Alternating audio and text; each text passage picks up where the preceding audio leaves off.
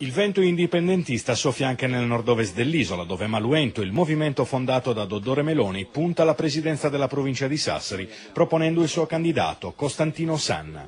La lista di Maluento è stata presentata a Totubella, borgata storica del comune di Sassari, trascurata e abbandonata un po' come tutte le altre, ha detto Sanna.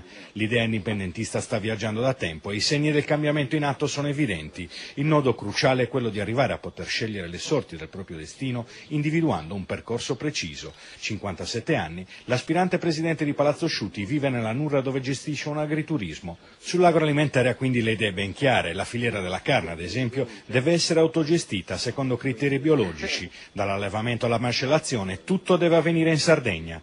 Dalla valorizzazione delle risorse ambientali, naturalistiche e archeologiche si può invece ripartire creando un nuovo modello di sviluppo turistico in grado, ha concluso Sanna, di risolvere in 18 mesi la piaga della disoccupazione nel Sassarese.